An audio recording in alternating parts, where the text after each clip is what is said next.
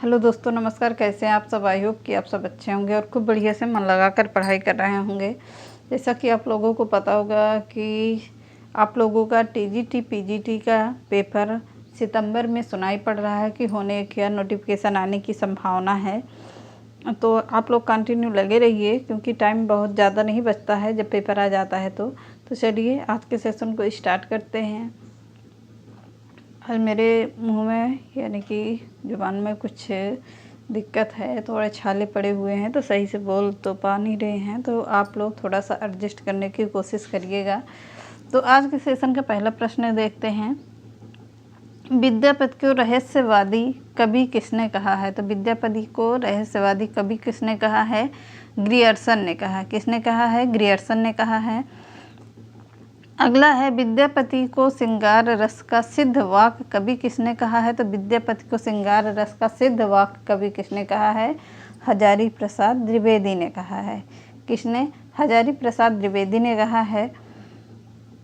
अगला प्रश्न है, आदिकाल को अत्यधिक विरोधी और व्याघातों का युग किसने कहा है? तो आदिकाल को अत्यधिक विरोधी और व्याघातों का युग किसने कहा है? हजारी प्रसाद द्विवेदी ने कहा है इसको भी। अगला है, विद्यापति की कुल कितनी रचनाएं हैं? तो विद्यापति की कुल 16 रचनाएं मानी जाती हैं। विद्यापति की कुल कितनी रचनाएं होंगी? तो 16 रचनाएं हैं।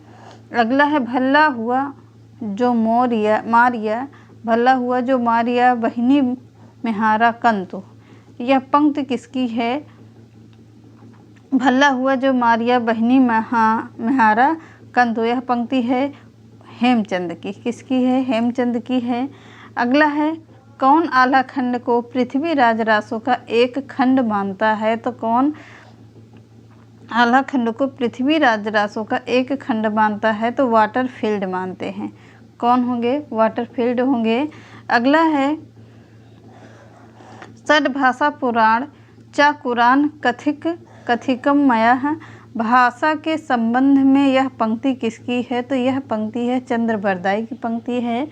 अगला है, चंद्रबरदाई को किसने वीर काव्य धारा का प्रथम कवि माना है? तो चंद्रबरदाई को वीर काव्य धारा का प्रथम कवि माना है डॉक्टर राम कुमार वर्मा ने। किसने माना है? तो डॉक्टर राम कुमार वर्मा ने माना है। अगला है, चंद्रबरदाई को किसने हिंदी संसार का चासर कहा है? तो चंद्रबरदाई को किसने हिंदी संसार का चासर कहा है? तो हरिऔध जी ने कहा है। फटाफट से करते हैं, बोलने में बहुत दिक्कत हो रही है। तो अगला प्रश्न है, गोरखनाथ को हिंदी गद्य का प्रथम लेखक। वो प्रश्न को छोड़ दीजिए, वो प्रश्न मैंने कई बार करवाया है और इसमें कुछ छप भी नहीं पाया है, आधा कट गया है, तो कोई नहीं। अगली देखते हैं, अंग्रेजी भाषा को भारत में शिक्षा के माध्यम से आरंभ किसने किया था? तो अंग्रेजी भाषा को भारत में शिक्षा के माध्यम से लॉर्ड मैकाले ने क्या किया था? आरंभ किया था। अगला, हिंदी का आदि कवि किसे माना जाता है? तो हिंदी का आदि कवि माना जाता है स्वयंभू जी को। किसको माना जाता है? स्वयंभू को माना जाता है। अगला, हिंदी का प्रथम उपन्यास कौन सा है? तो हिंदी का प्रथम उपन्यास है परीक्षा गुरु है। किसने लिखा है? तो श्री निवास दास का है। अगला, हिंदी का प्रथम एकाकी कौन सी है? तो हिंदी की प्रथम एकाकी कौन सी होगी? एक घूंट। किसकी है? जयशंकर प्रसाद की है। अगला, हिंदी का प्रथम पत्र कौन सा है? तो हिंदी का प्रथम पत्र माना जाता है उदंत मार्तंड माना जाता है। इसके रचयिता यानी रचनाकार कौन होंगे? पंडित जुगल किशोर होंगे। अगला है, हिंदी की प्रथम पत्रिका कौन सी है? तो हिंदी की प्रथम पत्रिका है संवाद कौमुदी। कौन है? संवाद कौमुदी है। संपादक कौन होंगे? राजा राम मोहन राय जी हैं। अगला है, हिंदी की वर्णमाला में कितने स्वर और कितने सम स्वर होते हैं? तो हिंदी की वर्णमाला में 11 स्वर होते हैं और 33 सम स्वर होते हैं। क्लियर हुआ? आगे बढ़िए। हिंदी के किस समाचार पत्र में खड़ी बोली को मध्य देशीय भाषा कहा गया है? तो हिंदी के समाचार पत्र में किसमें? बनारस अखबार में। राइटर कौन थे? राजा शिवप्रसाद सिंह थे।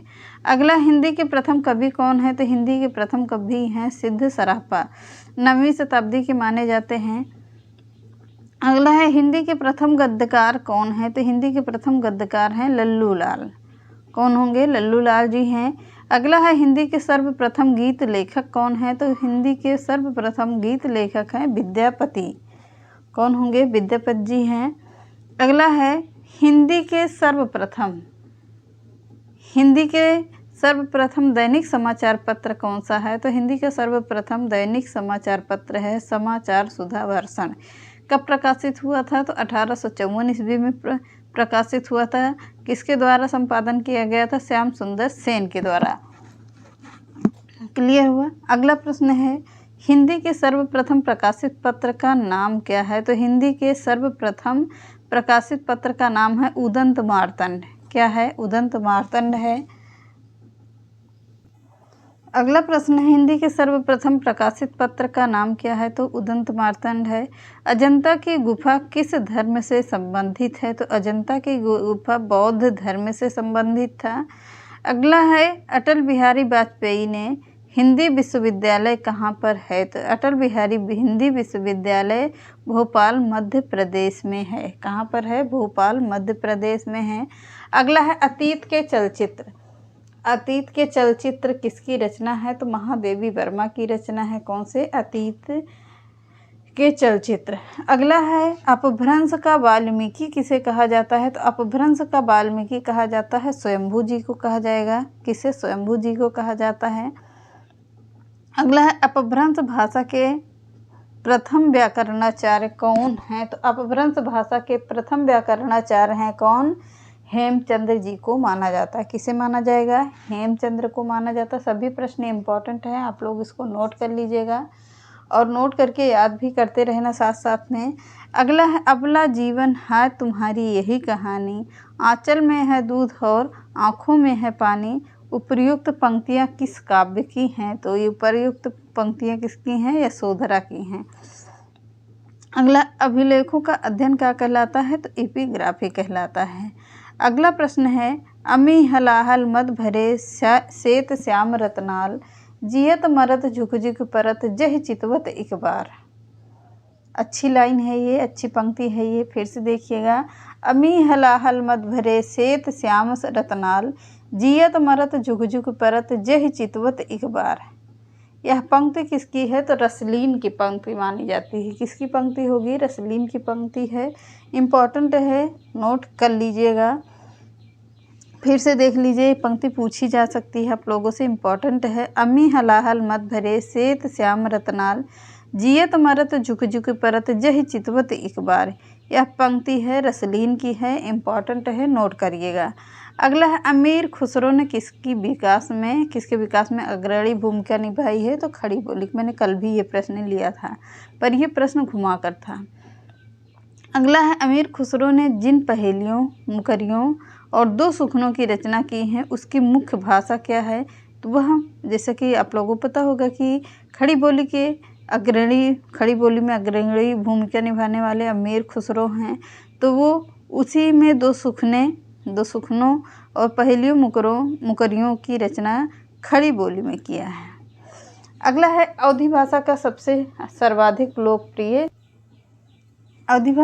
लोकप्रिय महाकाव्य का नाम क्या है? रामचरितमानस है। अशोक के फूल निबंध संग्रह के रचनाकार कौन होंगे? तो अशोक के फूल निबंध संग्रह है हजारी प्रसाद द्विवेदी का। अष्टछाप के सर्वश्रेष्ठ भक्त कवि कौन है? तो सूरदास जी को माना जाता है।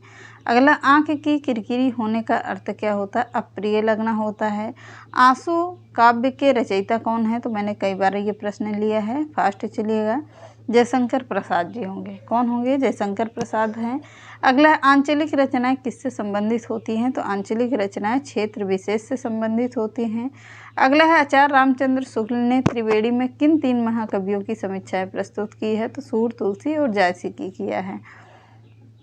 आत्मजय के रचनाकार कौन है? तो कुंवर नारायण को माना जाता है। अगला है आत्मनिर्भरता निबंध के रचनाकार कौन है? तो बालकृष्ण भट्ट होंगे। अगला है आधुनिक मानव के हाल का पूर्वज किसे कहा जाता है? क्रोमय गणन मनुष्य को कहा जाता है।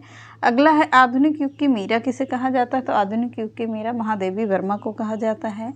अगला आधुनिक युग के चरण कौन है? तो आधुनिक युग के चरण होंगे रामधारी सिंह दिनकर। अगला आंध्र प्रदेश की राजकीय भाषा कौन है? तो आंध्र प्रदेश की राजकीय भाषा तेलुगु है। अगला है आसमान पर चढ़ाने का अर्थ क्या है। तो आसमान पर चढ़ाने का अर्थ क्या होता है, अत्यधिक प्रशंसा करना। तो ये रहे आज के इम्पॉर्टेंट प्रश्न। तो आप लोग इसको नोट कर लीजिएगा। मुझे थोड़ा सा दिक्कत है तो पूरा क्लास और लंबी नहीं कर पा रहे हैं, बाकी प्रश्न बहुत अच्छे अच्छे हैं, इसको नोट कर लेना। चलिए मिलते हैं नेक्स्ट क्लास में। कल अगर थोड़ा सा आराम रहेगा तभी आप लोगों को क्लास मिलेगी, अगर नहीं आराम होगा तो नहीं मिलेगी, इसके लिए पहले ही बता दे रहे हैं। तो चलिए बाय बाय।